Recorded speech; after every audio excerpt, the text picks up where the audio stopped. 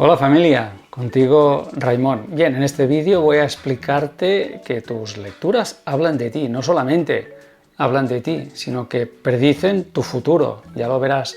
Bien, vamos a saber o a establecer que una educación convencional obviamente te puede permitir un medio de vida, una titulación, pasar por la universidad te puede dar un medio de vida y eso está muy bien.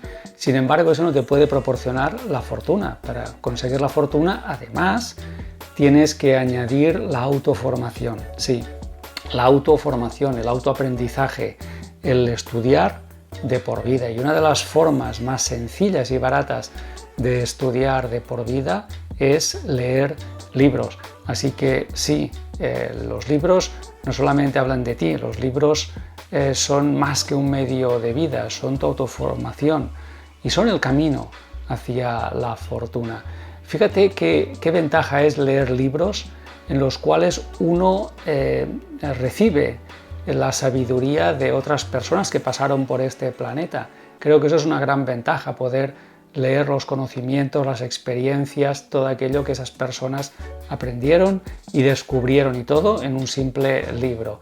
Así que cuando estás leyendo, estás ganando sabiduría de otras personas. Ahora imagínate cómo sería la librería, la biblioteca de una persona a la que admiras, qué libros lee, qué sabe, qué aprendió, porque fíjate, aquello que lees es aquello que piensas. Aquello que estás leyendo es aquello que va a conformar tus paradigmas y tus pensamientos.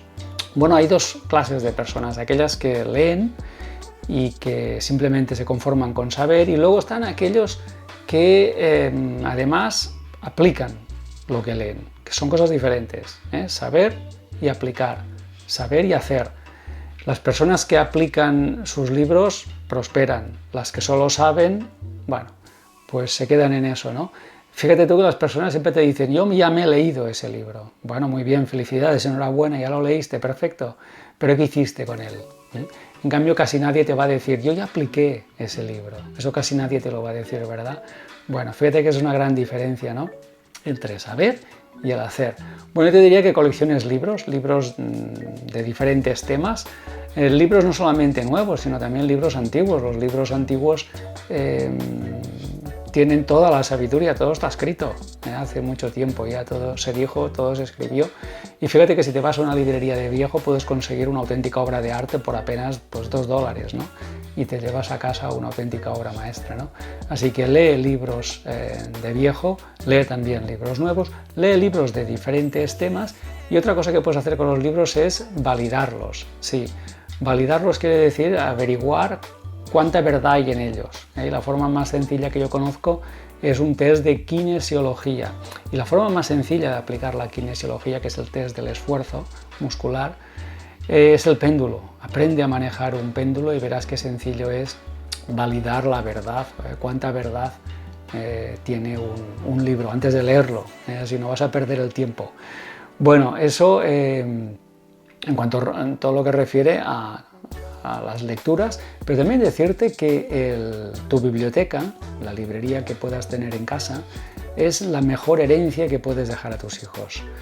Esfuérzate en seleccionar qué libros dejas en esas librerías y menciónales en tu testamento. Los libros que hay ahí los tienes que leer, queridos hijos. Los tenéis que leer porque son lo que os va a llevar a la fortuna y a una vida feliz, ¿no? Es importante dejar conocimiento a nuestros hijos, a nuestros herederos. Yo creo que nuestra biblioteca es quizá la mejor herencia que podemos dejarles, así que ves pensando ya en qué libros tienen que estar ahí para que ellos algún día, cuando sea el momento, los vayan leyendo y puedan tener esa vida de fortuna, de sabiduría y de felicidad. Bueno, si te inspiró este vídeo, familia, tú y yo vamos a volver a vernos, pero eso ya va a ser en el próximo vídeo.